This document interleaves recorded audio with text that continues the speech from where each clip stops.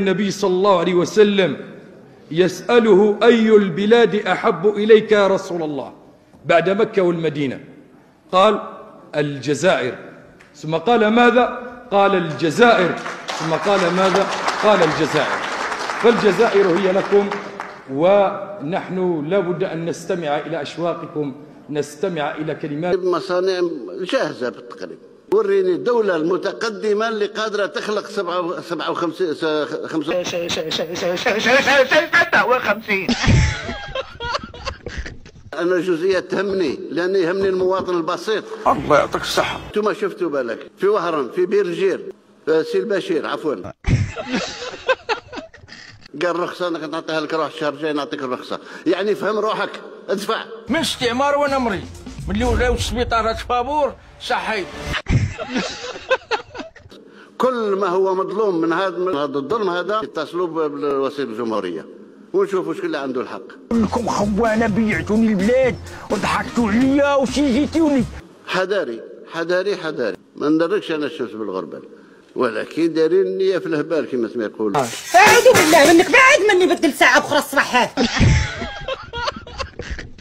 يجي يجمع لك 100 واحد وقال لكم ما تعطوناش ديار دروك ما نتحركوش. ورا الجمل لقيت الجملة جرى كاشة وغدا بيها. الجمل كيجر لينا الكواش. نعطيك دار، أنا عندي كوش، أنا نسربي في الديار. الله يلقى القوادو الحمار ناخذ خلعتينا. إذا اليوم تجي نتايا تبعث لي واحد لص مجهول الهوية، مجهول الأب، يجي يقول لك الجزائر نصها كان تاع الدولة الفلانية.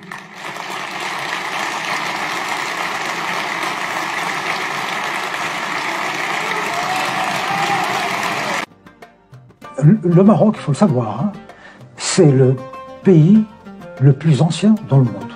C'est un vieil État qui a toujours été très puissant. Il a colonisé toute l'Afrique du Nord. Et il a colonisé l'Espagne, un empire, jusqu'au Sénégal. Très puissant. La France n'a pas colonisé le Maroc, pourquoi? Mais parce que c'est un grand État. C'est facile de coloniser des petits trucs qui n'ont pas d'histoire. Mais coloniser un État, c'est très difficile. Tous les problèmes viennent d'une décision prise par le gouvernement français. Quand la France a colonisé l'Algérie, toute la partie ouest de l'Algérie faisait partie du Maroc. Tlemcen, Oran, et même jusqu'à Mascara et tout ça, toute cette région faisait partie du royaume. أن مصداقية الرئيس تبون والمستقبل السياسي الرئيس تبون انتهى. يعني تاريخ الرئيس تبون راح في تمريقة كلب وراح في كراع تبون. تاريخ تبون راح في تمريقة كلب. الآن تبون لم يعد يملك لا شرعية ولا مصداقية ولا حتى سبب لوجوده. ذل روحه ذلنا، لأنه طلق صنصال وقراعه فوق راسه، وليس بإرادته أو لظروف إنسانية، بل أوامر. أمر فطبق الأمر. تخيلوا أنتم واحد يطلب منه أو يؤمروا يوم 10 أمره الرئيس الألماني، يوم 10 أصدر الرئيس الألماني أمر، يومين يعني خلال 48 ساعة ينفذ الأمر. يوم 10 صدر الأمر، 11 كانوا يحضروا، 12 أمضى المرسوم وبقى على خير. لم يحدث في أي دولة في العالم، في التاريخ ما حدثش، عمرها ما صارت في التاريخ أنه واحد يطلب منك اليوم بعد 24 ساعة أو 48 ساعة تطلق السيد. تحطوني كسمة دولة في العالم صرات تدخلات لبعض الزعماء والرؤساء والأمراء والملوك، وين يطلبوا عفو من عند أي رئيس، يطلبوا عفو، يدرسوا القضية شهر شهرين، يقولوا أوكي بعد طلبين ذا شهر شهرين، صح مش 48 ساعة، مش 48 ساعة، عمرها ما صرات. صنصال في روحه ما كانش يتخيل، صنصال لم يكن يتخيل أنه في خلال 48 ساعة يصبح في ألمانيا. يوم 10 عبز، يوم 12 يسيل، عبز يسيل، اشترك باك. قلت لكم بعد ساعات سيتم إطلاق سراح بوعلام صنصال الإسرائيلي الذي لا يعترف بالجزائر ولا الهوية الجزائرية ولا الحدود الجزائرية. يعني خاين كيما هذا ما يكزيستيش في العالم. فري إسرائيلي يا رب. تم إطلاق سراحه، والأحرار مساكن في السجون. محمد عبد الله، محمد بن حليمة ب20 مؤبد. يا الشعب المذلول، الشعب الدايوث، شعب جزائري، شعب رخيص. هاي وريونا واش راكم رايحين ديروا، وريونا انتم الرجال الجزائريين. أتحداكم تخرجوا تنددون بما يقوم به هذا النظام. الرجال اللي يدافعوا عن البلاد يسجنهم بالمؤبدات، والناس التي تحرض على الجزائر مثل هذا الإسرائيلي بوعلام صنصال يتم إطلاق سراحه. أبوي زيدها في الدوسية الجزائري الكلب. برأيك هل كانت هناك صفقة ما تمت في الكواليس؟ نعلم العلاقة جيدة. أنا لا أظنها صفقة. نعلم بأن رئيس تبون كان يعالج في ألمانيا، العلاقة متينة. هل هناك أيضا عوامل ربما أدت إلى تغيير مسار الدبلوماسية الجزائرية؟ هناك من القراء أو المحللين أو المراقبين ممن يقول أنه ما حدث خلال تصويت مجلس الأمن الدولي بخصوص الصحراء الغربية، أيضا العلاقات المتوترة بين الجزائر وعدة دول، هل دفع هذا الجزائر الفرنسي بوعلام صنصال بعد عام من الحبس في الجزائر ومحاولات ودعوات متكررة من قبل باريس للإفراج عنه، لكن العفو الرئاسي الجزائري جاء بعد طلب من الرئيس الألماني فرانك فالتر شتاين ماير، تجاوب معه الرئيس الجزائري عبد المجيد تبون لدواعٍ إنسانية وفق ما جاء في بيان للرئاسة الجزائرية اليوم. لذلك نتساءل لماذا قبلت واليوم تحديدا الجزائر بالعفو عن بوعلام صنصال، وما هي تداعيات هذا العفو على العلاقات الفرنسية الجزائرية؟ معي في الاستوديو السيد باسم سالم، الباحث في الشأن الفرنسي. سيد باسم سالم، أهلا بك معنا. أهلا وسهلا سيدتي. ومع أيضا من الجزائر العاصمة دكتور محمد سيل بشير، أستاذ العلوم السياسية في المدرسة الوطنية العليا للعلوم السياسية. دكتور محمد سيل بشير، أهلا بك معنا. مساء الخير، ومساء الخير لضيفك الكريم ولمشاهدي قناة فرانس 24 الكرام. مساء النور. سأبدأ معك سيد محمد البشير. منذ أشهر وفرنسا تحاول وتناشد من أجل العفو أو الإفراج عن بوعلام صنصال، لكن جاءت هذه الرسالة، جاء هذا الطلب من الرئيس الألماني وقررت بالفعل أن تعفو عنه اليوم. لماذا اليوم وليس سابقا؟ طبعا لماذا اليوم؟ لأنه يقال بأن بوعلام صنصال مريض ويحتاج إلى علاج، والجزائر طبعا لا تريد لهذا الهدية المسمومة أن تبقى في الجزائر. طبعا هدية مسمومة بمعنى أنه هو السبب في الكثير من المشاكل، بالرغم من أنه يعني والشيء غريب جدا أنه حوالي 76 سنة كان جزائري ولم يصبح فرنسيا إلا منذ أشهر فقط أو أقل من عام. وطبعا هذا مشكلة. لكن مسألة صحة بوعلام صنصال، سيد محمد البشير عفوا أقاطعك، مسألة الحالة الصحية لبوعلام صنصال كانت معلومة من قبل، هي ليست وليدة اللحظة، هي معروفة، وفرنسا تحدثت عن هذه النقطة تحديدا.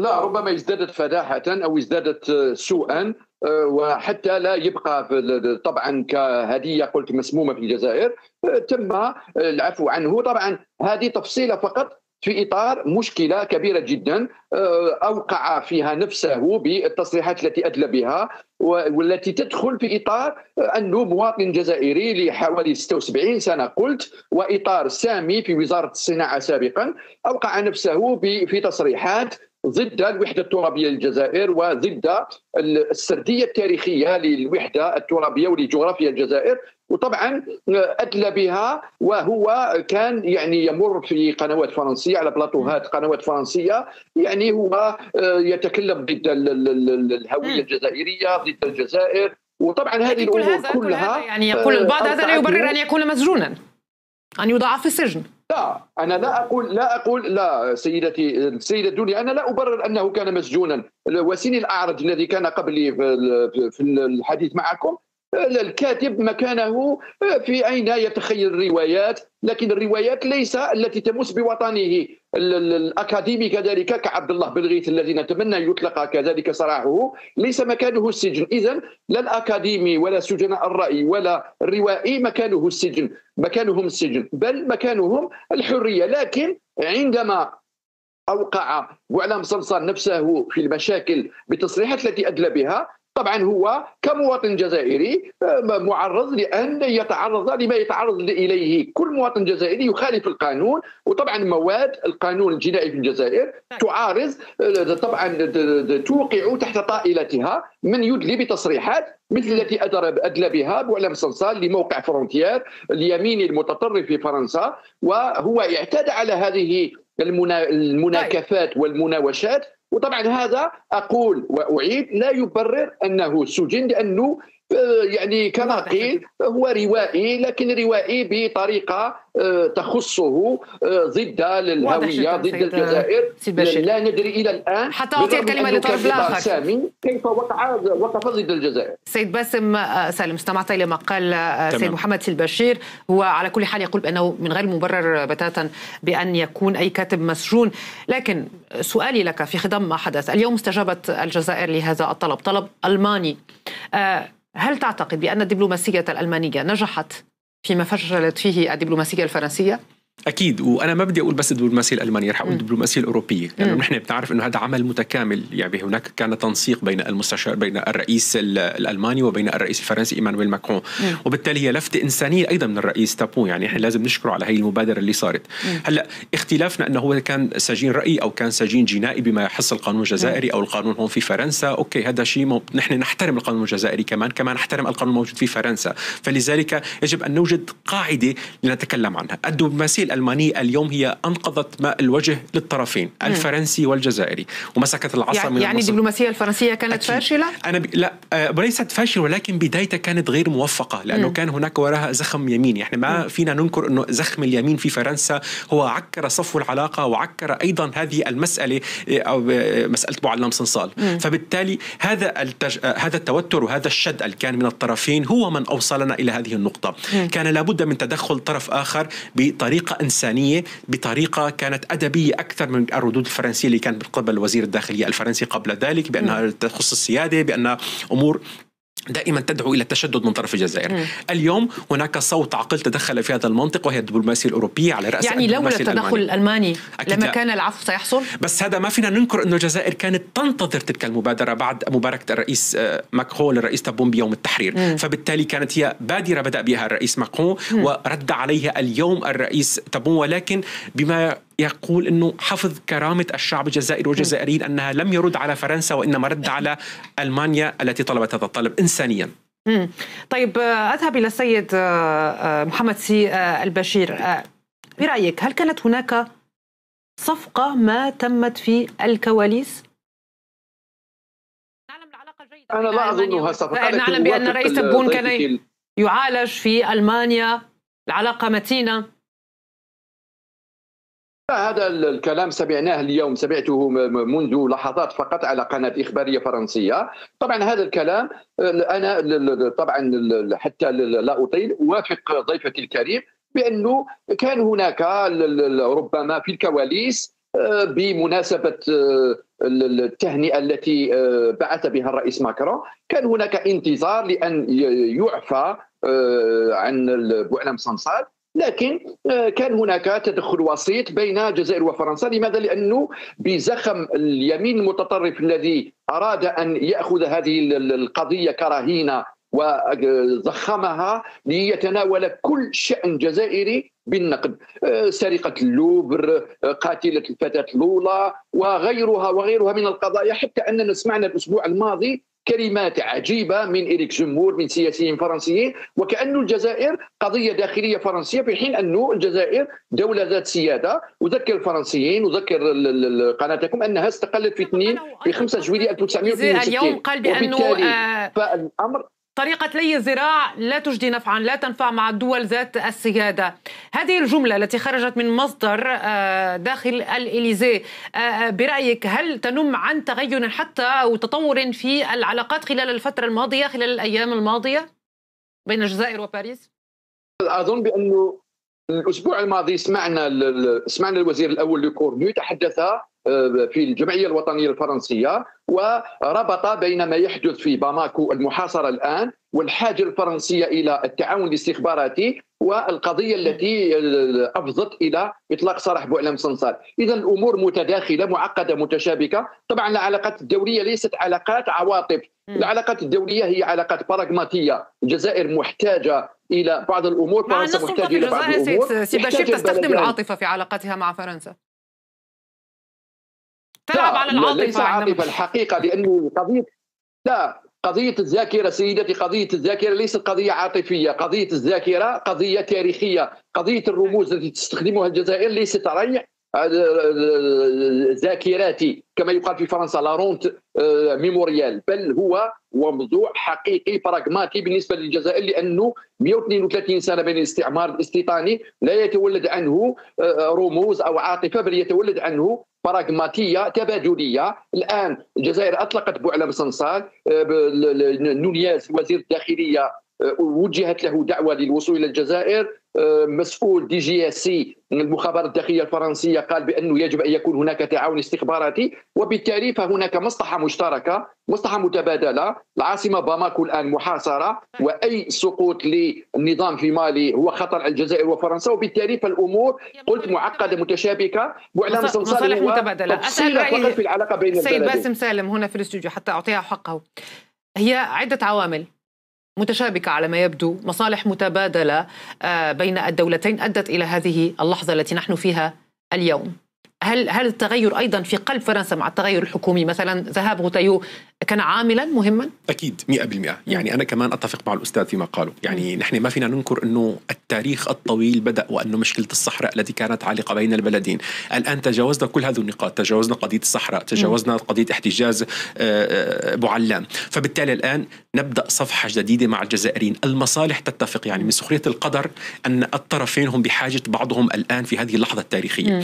الإدارة الأمريكية تريد لهذه المنطقة أن تعيش بسلام. أنا قبل أسبوع قلت سيتم الإفراج عن بوعلام بصنصال، توقعت بهذا، لأنه هناك خطوة يجب أن تقوم بها الجزائر مقابل ما قام بها الرئيس ماكرون، وهناك خطوات أخرى تقوم بها فرنسا من تحت الطاولة بينها وبين الجزائر لخفض أجواء التوتر. نحن الآن علينا أن نبدأ صفحة جديدة.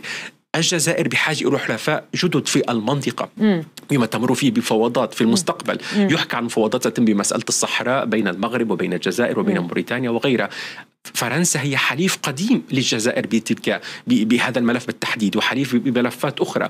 ألمانيا تسعى أيضا لمصالح لها في الجزائر كما قامت مع إيطاليا أيضا تسعى إلى مصالح. الغاز الجزائري مثلا؟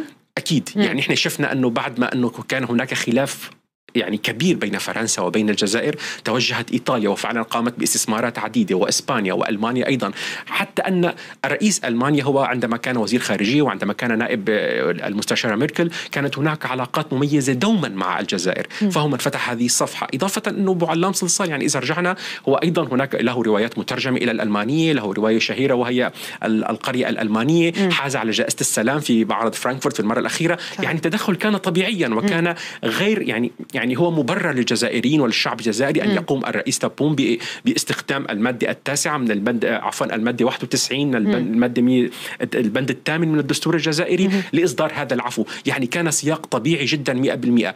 الآن تتوافق المصالح، الطرفين بحاجة إلى بعضهما أحوج من قبل. فرنسا بحاجة لما يجري في أفريقيا، والجزائر بحاجة إلى فرنسا لما يجري أيضا في أفريقيا مثل ما تفضل الأستاذ. لأن هل كان هناك طرف تنازل أكثر من الآخر ربما؟ لا أبدا. حتى نحن لما الرئيس ماكرون تقدم بتهنئة للرئيس تبون أن نتمنى على الجزائريين أن لا يفهموا هو درجة من التنازل، وإنما هي مد يد ومصافحة دولة ند لند. وشفنا اليوم تصريح الإليزيه بهذا. يعني الآن فرنسا تعلمت الدرس كما تعلمت الجزائر من هذا. نحن الآن أمام دولتين الند بالند، مصالحنا تتوافق مع بعض، نحن أقرب إلى كل الشعوب من المنطقة، لماذا نتعادى؟ يعني هناك مصالح تربطنا. يعني حتى الاتفاقية اللي كان يستخدمها اليمين الفرنسي، الجزائر الجزائريين هم نفسهم يريدون إلغاء تلك الاتفاقية. هي عبء على الجزائريين أنفسهم. اتفاقية الهجرة للعام 68 يعني وتم طرحها أكثر من مرة وتعديلها أكثر من مرة، فهي الآن عبء على الدولتين في هذا الموضوع. وأعتقد أنا تماما أتفق مع الأستاذ أن الجزائر تريد إلغاء أكثر من فرنسا، يعني أكثر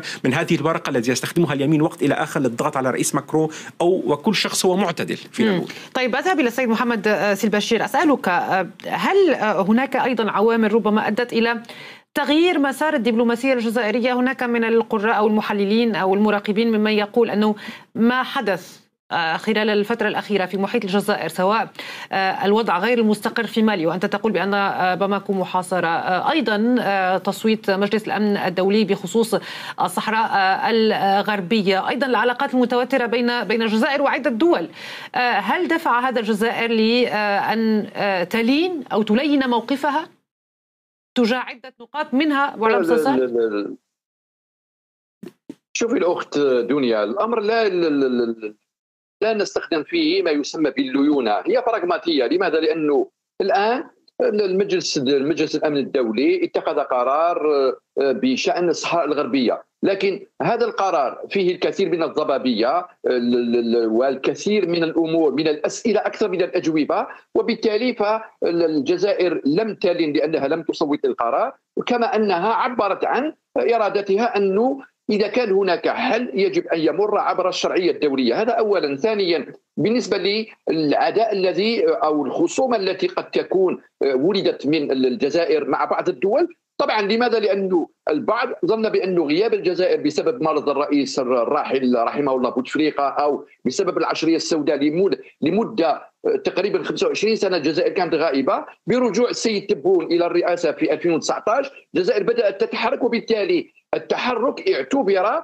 وكأنه تحريك لمياه راكدة، والجزائر تريد أن تستفيد طبعا لأنها تريد أن يكون لها تموضع. طبعا هذا التموضع براغماتي بأدوات تعرف الجزائر كيف تستخدمها، كما استخدمت الغاز، النفط، كما استخدمت الأدوات الاستراتيجية في العلاقة مع فرنسا، حيث نوعت شراكاتها نحو إيطاليا وإسبانيا بدلا من فرنسا مثلا مع التوتر الأخير. إذن هذه الأمور كلها لا تسمى ليونة بقدر ما تسمى براغماتية مصلحية، والجزائر تريد أن تحقق مصالحها، ومن بين تلك المصالح يعني أن تنهي فرنسا. يتم هذا على لائحة المصالح، العودة إلى مسار علاقات أهدأ مع فرنسا، هل هذا من بين المصالح التي تصبو إليها الجزائر؟ طبعا من بين المصالح الجزائرية أن يكون هناك خفض للتوتر، لأنه ما ننساوش بأنه في فرنسا عندنا جالية كبيرة.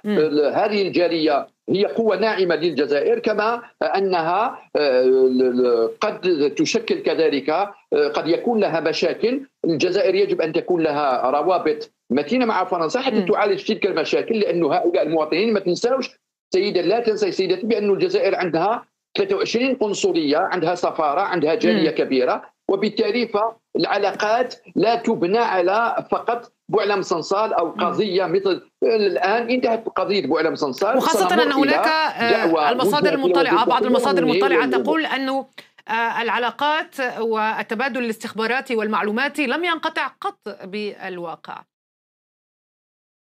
وهذه هي البراغماتية سيدتي، لأنه إذا انقطع حبل هذه المعلومات الاستخباراتية كما قال لو كورنيو الأسبوع الماضي الأربعاء الماضي سيكون هناك مشكلة. لكن وقعت بعض القطيعة في العمل الاستخباراتي في بعض الملفات الآن مع مجيء وزير الداخلية، مع تصريح مدير دي جي اس سي المخابرات الداخلية الفرنسية، ومع إرادة الرئيس ماكرون ولو كورنيو، ربما الأمور بعد طي ملف بوعلم صنصال ستعود إلى مسارها. طيب. وطبعا الأمر كيف ذلك؟ سؤال أطرحه على سيد باسم سالم. إنقاذ ماء الوجه بالنسبة للجزائر وفرنسا. إنقاذ ماء الوجه يقول سيد محمد البشير، عودة مياه إلى مجاريها كيف عمليا؟ ستعود، أنا برأيي ستعود، لأنه مو بس أنه على المجال الاستخباراتي هناك العلاقات عادت في مجال التعليم والتربية والصناعة وغيرها من هذه الأمور كما يحكى بين يعني خلف الجدران، خلف الكواليس. أنا برأيي مو بس هيك، حتى رح نشوف الرئيس ماكرون أو رح نشوف الرئيس تابون في زيارة لباريس، أو ستجمعه في زيارته المقبلة في ألمانيا، لأنه هو سيعمل زيارة ببداية العام القادم إلى ألمانيا. فبرأيي ستكون يا إما هناك زيارة إلى فرنسا بعد ألمانيا أو ستكون تجمعه في ألمانيا نفسه مع الرئيس إيمانويل ماكرون. يعني برجع بكرر مرة ثانية، اللغة التي استخدمها الرئيس الألماني كانت لغة تدعو إلى الإنسانية، إلى الأدب، كانت لغة تخاطب العقل، تخاطب السيادة الجزائرية، على عكس اللغة التي استخدموها الفرنسيون سابقا في قضية بوعلام بوصلصال التي أضرت بالقضية. أنا برأيي بصراحة. طيب بالتالي هل نتوقع مثلا عودة الدبلوماسيين الذين طردوا؟ أكيد سيعود كل شيء، ولكن بهدوء. يعني مثل بما أنه بمغادرة وزير الداخلية الذي كان أقرب إلى اليمين، الآن وزير الداخلية براغماتي كمان يطبق القانون. يعني دائما كان الخطاب نحن نملك قانون، أنتم لا تملكون قانون. نحن حرية الرأي عنا مصانع الطرف الآخر. لا، يجب أن نحترم بعضنا الآخر، يجب أن تحترم الجزائريين، يجب أن نعرف أن المهاجرين الجزائريين هم من بنوا فرنسا في فترة من الفترات ولهم فضل على تلك الدولة. فبالتالي يجب أن يعترف الطرفين ببعضهما البعض ويحترمهم. ليست سلطة أبوية في الكلام من فترة إلى أخرى، لا، هناك دولة قانون يجب أن نحترمها في الجزائر، هناك دولة قانون يجب أن تحترم في فرنسا. يجب أن نصل إلى ليس طريق مسدود، ولكن إلى طريق يعني تتوقع أنه في الفترة القادمة ربما زيارة لرئيس تبون إلى فرنسا أو أكيد 100%. يعني ونتذكر أن الرئيس ماكرون زار الجزائر في 2022 وكانت هناك زيارات يعني وكان هناك برمجة لزيارات معدة إلى للرئيس تبون لفرنسا، ولكن تم إلغاء بسبب ملفات. كلما تصاعد ملف يتم إلغاء الزيارة. فبالتالي إذا فعلا هديت الأوضاع من هون لشهر لشهرين لبداية العام، حتى زيارة الرئيس تبون لألمانيا في بداية العام المقبل سنراه هنا في باريس أيضا. يعني لا شيء يدعو الطرفين إلى هذا النزاع الطويل، هو غير مجدي، واستنفذ قوى الطرفين، إن كان في المعلومات الاستخباراتية، وإن كان في المعلومات، وإن كان في الطاقة، وإن كان في الصفقات. فرنسا خسرت الكثير والجزائر خسرت الكثير. لن ينفع هذا جدل بين الطرفين، بالعكس التهدئة باتت تؤتي أكلها، مثل ما عم نشوف حاليا بخروج بوعلام صلصال. مجرد ما ألقى الرئيس ماكرون هذا اللغة الأدبية في التهنئة للرئيس تبون، هناك كان رد طبعا بمبادرة ألمانية كريمة، ورد عليها كمان برد كريم بالإفراج عن بوعلام صلصال. طيب سيد محمد سيد بشير، وسأختم معك في هذه النقطة، كيف تتوقع الخطوات القادمة ربما لعودة المياه إلى مجاريها كما قلت قبل قليل؟ أنا أتوقع مثل ما تحدث ضيفكم، أتوقع بأن الأمور ستسير نحو خفض التوتر، وبخاصة أن التصريحات التي أدلى بها ماكرون بعد إطلاق خبر بأنه صنصال يعني تم العفو عنه في الجزائر، قال بأن الأمور تمت. لماذا؟ لأنه كان هناك استخدام لأداة الاحترام بين الدولتين. الأستاذ الحاضر معكم في الاستوديو استخدم الندية، الاعتراف بالسيادة الجزائرية، الابتعاد عن الأبوية هي التي ساهمت في هذا.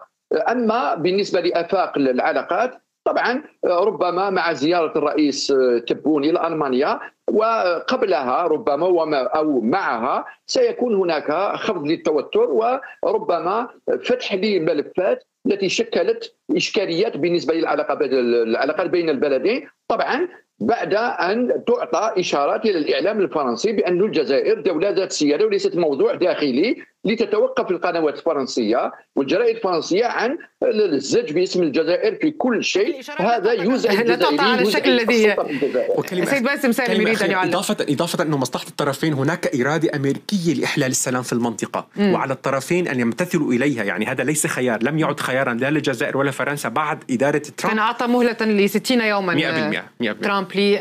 نتحدث هنا عن الجزائر والمغرب، وبالتالي ربما العلاقات مع فرنسا كل العلاقات متشابكة.